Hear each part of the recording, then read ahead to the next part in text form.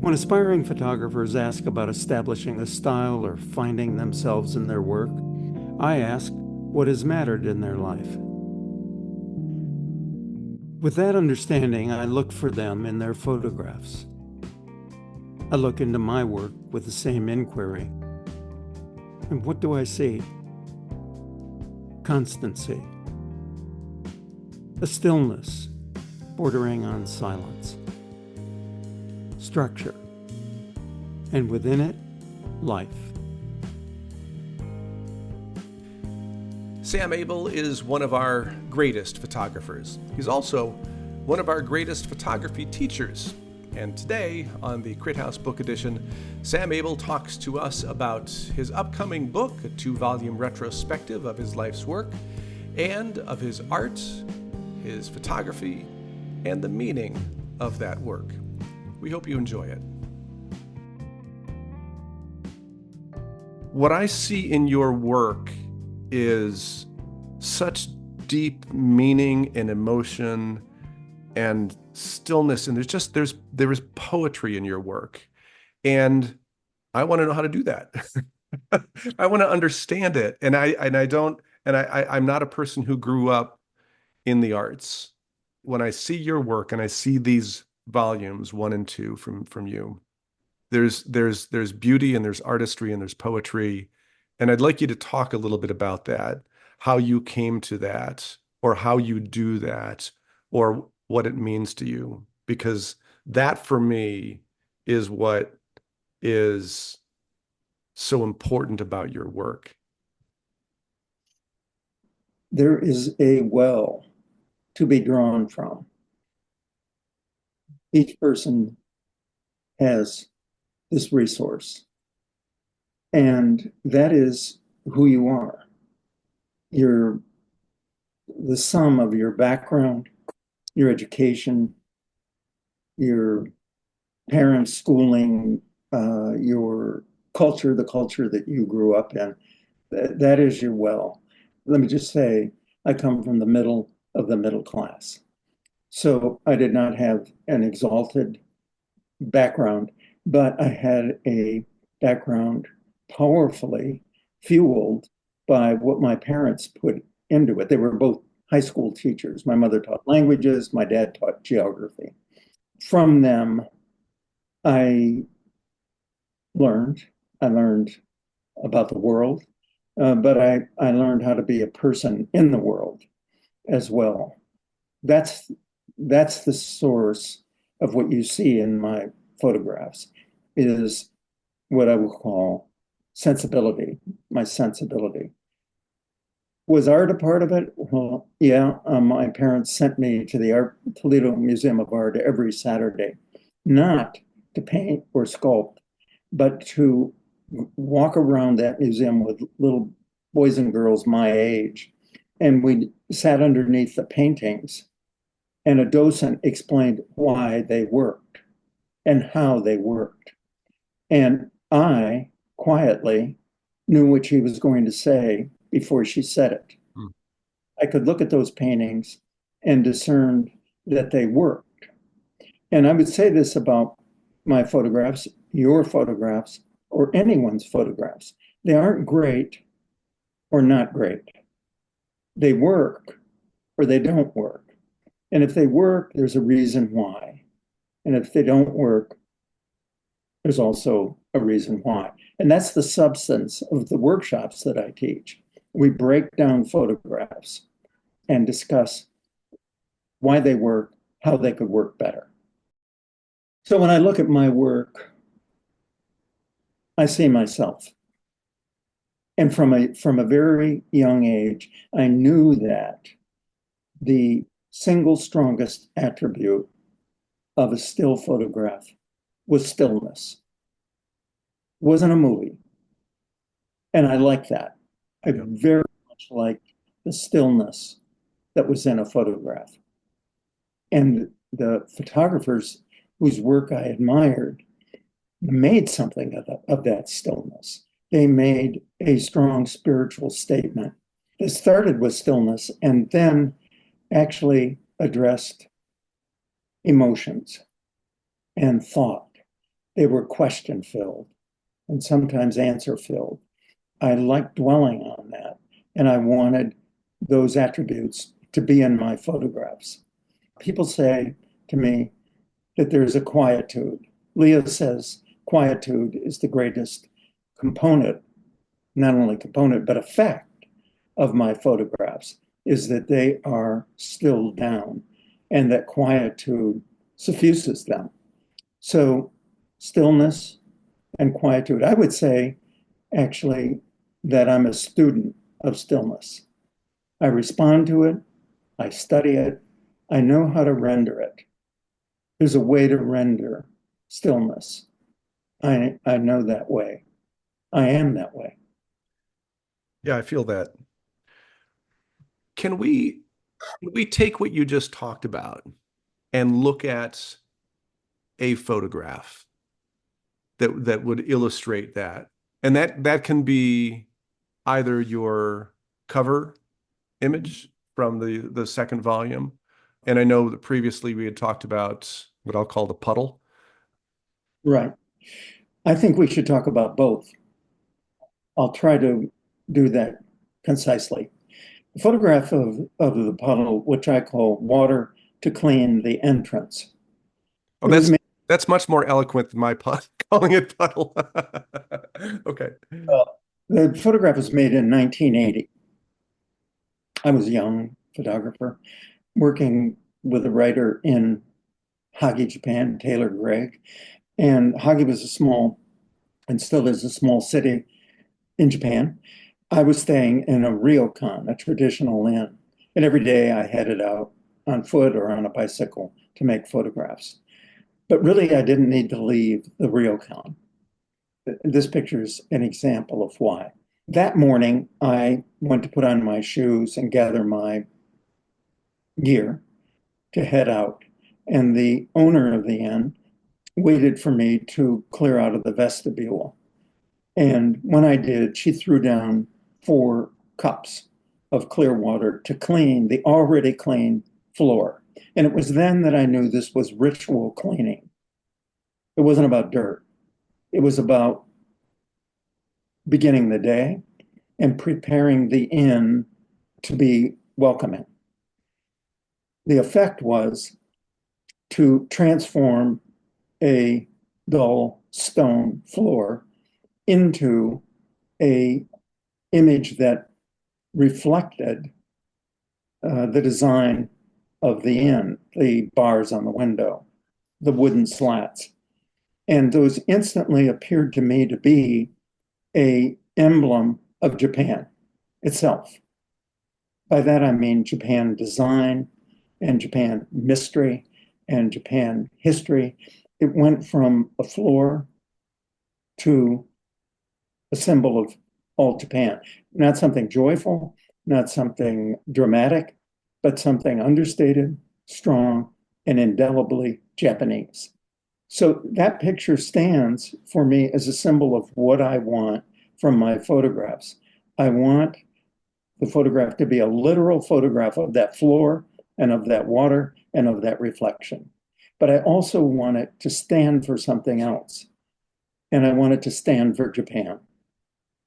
So let me just if I may just interrupt if I could. So that's for me the variance between, I mean there are many of them, but that's one of them between you and the work that like I do. Like I might have been in that same spot. I might have seen the puddles and the reflections in the line, and for me I might have gone, "Ooh, cool. Pretty, pretty."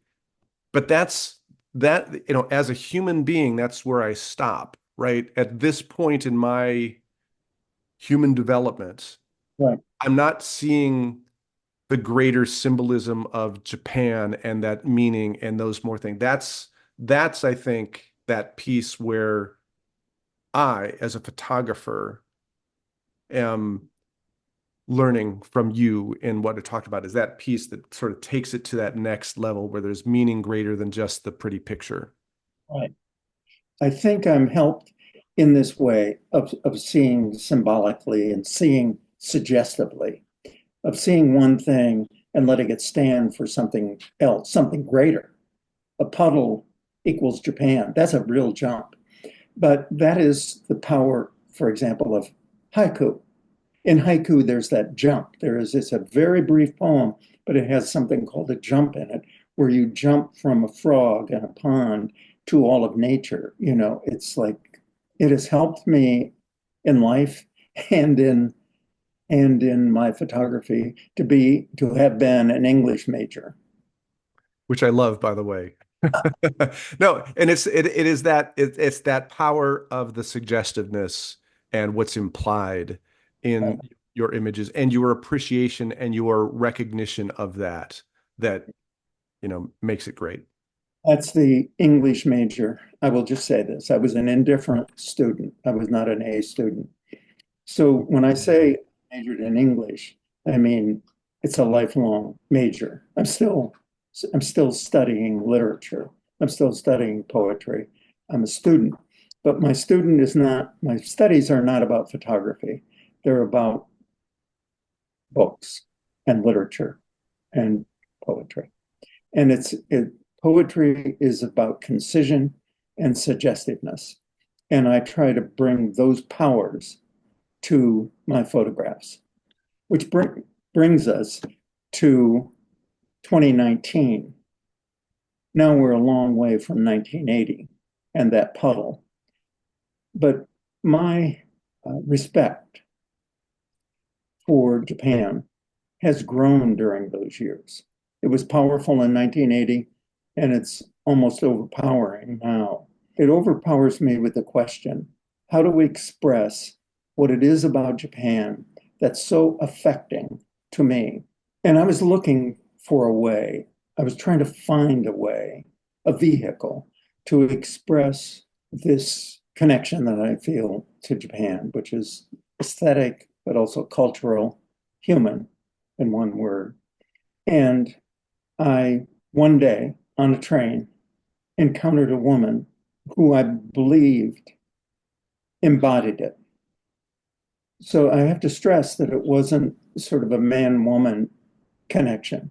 It was a cultural connection. I, coming from my culture, encountered a person who exemplified the subtle, deep attributes of Japan. And I made a photograph of her on a train. As I said earlier, I'm interested in portraiture of people who are pensive. Quiet, yes. She was pensive, thoughtfully within herself. But the setting of the train, which was suggestive of travel, it was clean, but not simple.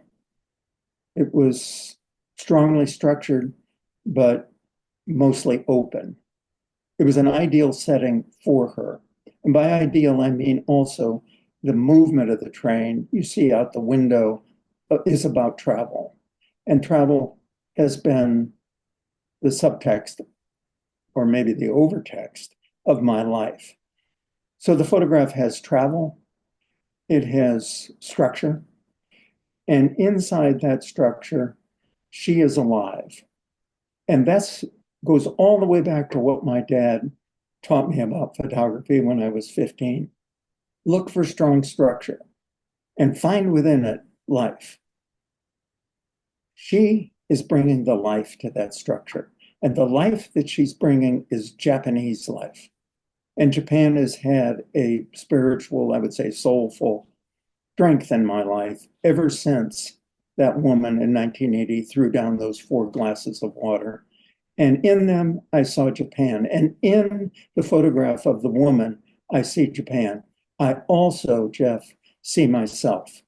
And that is why I'm a documentary photographer. Well, that tells it all, doesn't it, Sam Abell? As you were talking through that all, I was thinking through my mind about all of those images that were quiet and suggestive with implication and the concision that you referred to. And we haven't talked about it through this whole thing, but you were talking about it as being a student of literature. How you have written about your life and your photographs, perfect. It's that same, the same kind of thing that you see in your photography, with it being concise, with implication and metaphor, and just it's one of the things that was so pleasant for me to look at your 2 volumes of your book project. I have put everything in the book, held nothing back, and I look forward to it being the book that you described. So thank you very, very much. Well, Sam Abell, that is the last conversation we have in this series, talking about your 2-volume set of your retrospective books of photography. But before we wrap it up, let me really honestly thank you for all of these conversations. It's been really a true honor to talk to you. But as we close out, as we're going to do with all of our episodes, we're going to ask you for a recommendation for a book that our viewers should take a look at and consider. What are you going to show us? I have a book by a working photographer, Jeff, and that's really what I want to talk about, is someone who has struggled and succeeded in the contemporary world of photography. She was a journalist, photojournalist in Virginia. Now she works for clients in San Francisco. Her name is Preston Ganaway, and this is her first book, Between the Devil and the Deep Blue Sea. It came in a slipcase, and it's a handsome book. It's a document of a village that is a community in Virginia, near where she worked as a newspaper photographer. As a former newspaper photographer myself, I know that making a book goes way above and beyond the call of duty. You are not called on by your newspaper to make a book. You do that on your own. So I'm very proud of her and pleased with this book. This is an example, really, of the kind of intimate photography. She's right there with that family, and she succeeded in achieving this intimacy through work, really, and effort, diligence, and also vision. She wanted to rise up in photography, and the way that you do that is to create a book like this. So for her and for all working photographers, I'm proud of them, and I feel solidarity with them. Well, if Sam Abell says it's a good book, it's a good book. Again, Sam, first of all, thanks for the recommendation. And I will repeat it again. Having run this program for the last several weeks has been such an honor. You, as Sam Abell teacher, have taught me so much, and I'm grateful and thankful for not only your participation, but I hope your friendship as well. We are friends, Jeff, and I close with admiration for your vision and for the production of these programs. You know that I admire the preparation that you do and the professionalism with which you do it. I'm very taken with the program, and I'm a big fan of Crit House and of you. Well, thank you so much. And thank you all for watching The Crit House.